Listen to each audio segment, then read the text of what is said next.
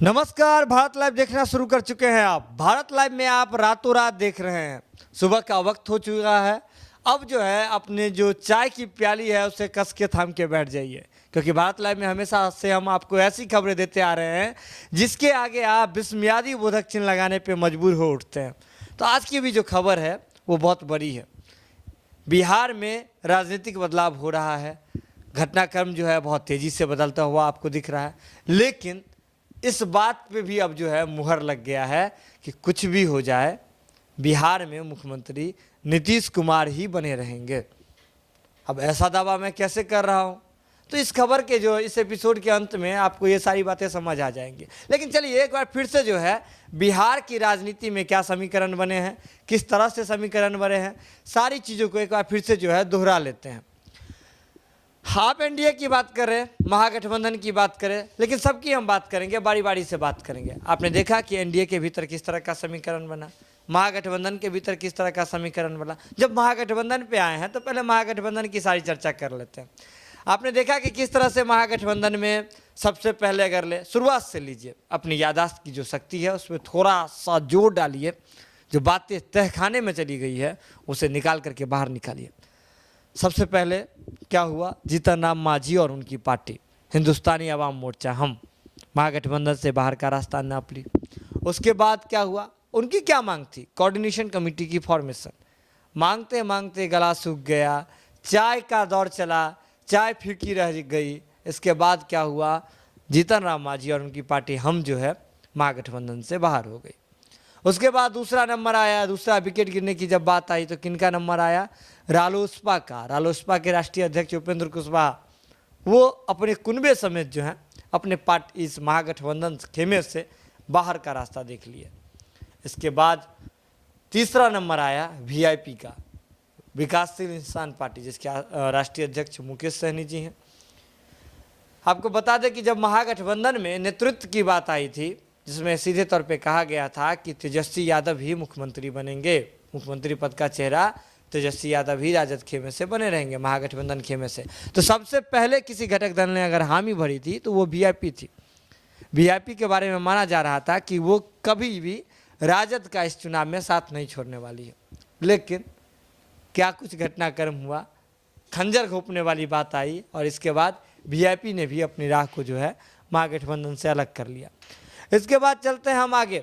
एक और बड़ी बात आई आज ही का, ये मतलब आज नहीं, ये कल की बात करें, कल क्या कुछ घटनाक्रम हुआ था। आपने देखा किस तरह से जेएनएम, माफ़ कीजिएगा जेएमएम, झारखंड मुक्ति मोर्चा की हम बात कर रहे हैं।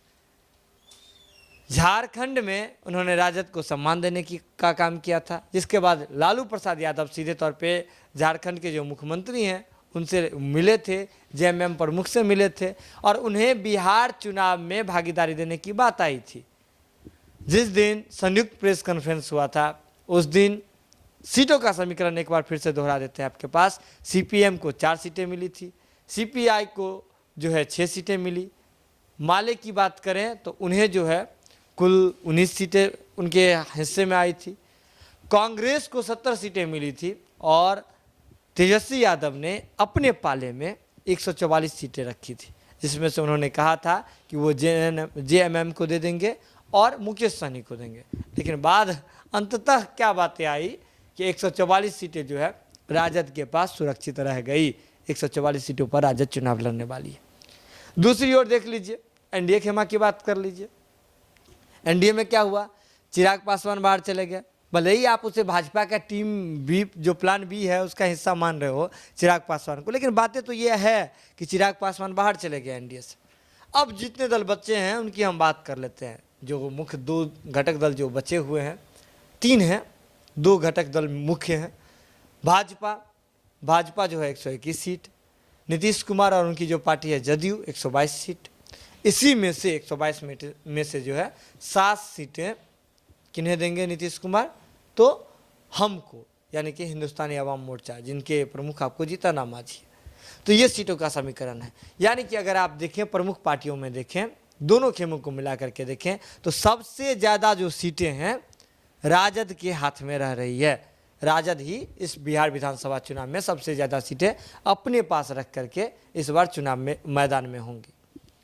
और देखिए, हम नीतीश कुमार की बात पे आते हैं। जो आप टाइटल देख रहे थे रातों रात का, जिसके लिए आप इतनी उत्सुकता बस यहाँ आए हुए हैं, हम उस पर आ रहे हैं। आपको याद होगा, आज जब प्रेस कॉन्फ्रेंस हो रहा था, आज नहीं माफ़ कीजिएगा, कल जब प्रेस कॉन्फ्रेंस हो रही थी, एनडीए की संयुक्त प्रेस कॉन्फ्रेंस हो रही थी, उस दौरान जब सीटों का समीकरण जब तय किया जा रहा था, उस दौरान एक बात ऐसी थी जिस पे लगातार जोर दिया जा रहा था। सीधे तौर पे भाजपा के जो नेता हैं, जो बिहार के उप मुख्यमंत्री सुशील मोदी, लगातार इस बात पे कह रहे थे कि कुछ भी हो जाए, एनडीए का चाहे कितनी भी दलों को कितनी भी सीटें मिल जाए किसी भी दल को, लेकिन एनडीए का जो मुख्य चेहरा जो होंगे, एनडीए में मुख्यमंत्री पद का जो चेहरा होंगे, वो नीतीश कुमार ही होंगे। आपको बता देते हैं, फिर से याद दिला देते हैं, अमित शाह ने भी यही बातें कही थी।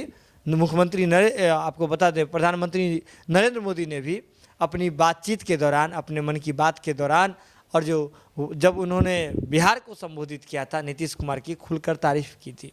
और उन्हें भी जो है इस सारी बातों से ये साबित हुआ था कि एनडीए में मुख्यमंत्री पद का चेहरा नीतीश कुमार ही होंगे। यानी कि अगर एनडीए सत्ता में आती है तो मुख्यमंत्री नीतीश कुमार को ही बनाया जाएगा। हालिया जो हुआ है, कल जो घटना हुई है, कल जब प्रेस कॉन्फ्रेंस के दौरान भी यही सारी बातें आई। संजय जायसवाल ने भी इन्हीं बातों को दोहराया कि कुछ भी हो जाए, उनके नेता यानी कि एनडीए के नेतृत्वकर्ता बिहार में जो है नीतीश कुमार ही हैं, नीतीश कुमार ही बिहार के मुख्यमंत्री बनेंगे, उन्होंने कहा। लेकिन बातें यहीं नहीं रह जाती। ये बातें तब है, ये सेवा शर्त तब है जब एनडीए जीत के आती है, सत्ता में आती है, बहुमत से सरकार बनाती है, तब हो सकता है, ये संभावित है, इस पर भी अभी पूरी मुहर नहीं है। जैसा कि भाजपा और उनकी टीम जो बता रही है कि नीतीश कुमार ही जो है उनके नेता होंगे, तो नीतीश कुमार मुख्यमंत्री बन सकते हैं। लेकिन मान लीजिए कि अगर एनडीए जीत के नहीं आती है, तब क्या होगा?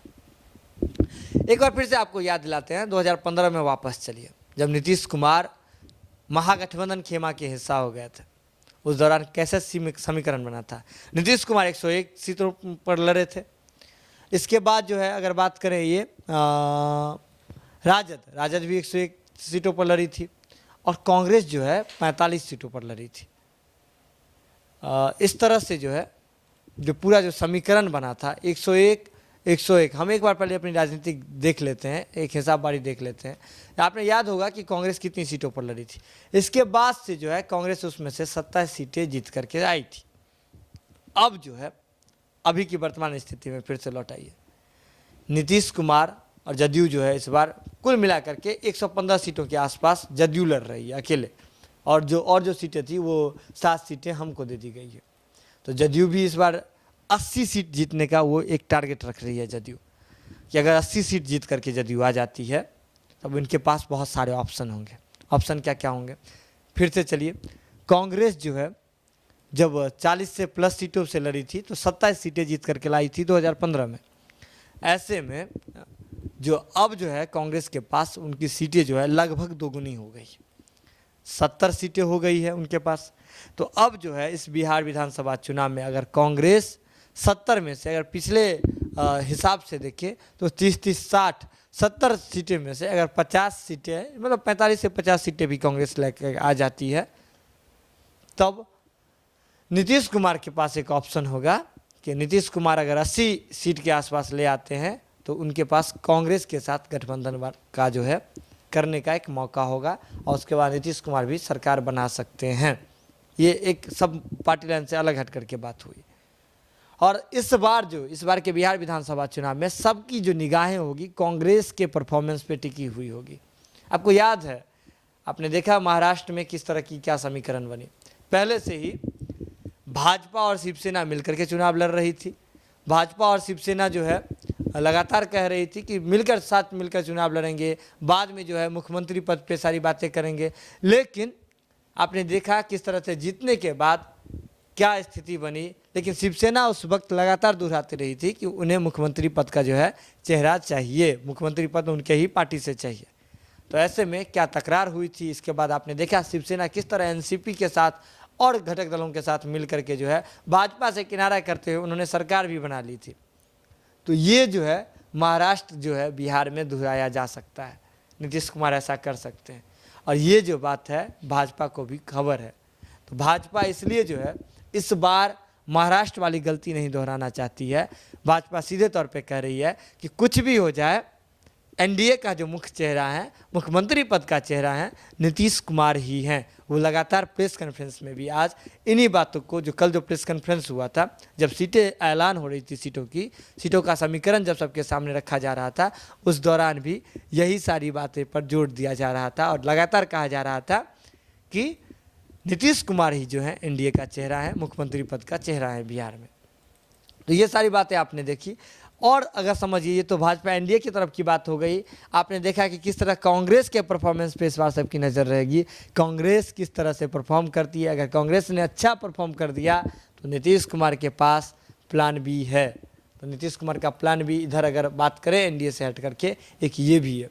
कुछ भी हो जाए, ऐसा माना जा रहा है, जितने भी राजनीति विशेषज्ञ हैं बिहार के, सभी मानते हैं कि नीतीश कुमार मुख्यमंत्री पद का कुर्सी बचाना जानते हैं और कहीं ना कहीं सुशील मोदी उप मुख्यमंत्री पद का जो है कुर्सी बचाना जानते हैं। तो बिहार में कितना भी कुछ समीकरण हो जाए, नीतीश कुमार मुख्यमंत्री बने रहेंगे, ऐसा राजनीति पंडितों का जो है, राजनीतिक पंडितों का दावा है।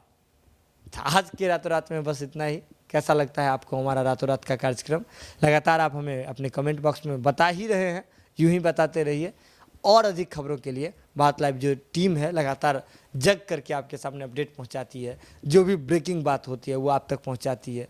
कहाँ किस तरह से राजनीतिक घटनाक्रम में जो बदलाव हो रही है बिहार के भीतर, वो आपको बताती है। तो खैर, खबरों का सिलसिला लगातार भारत लाइव पे जारी है।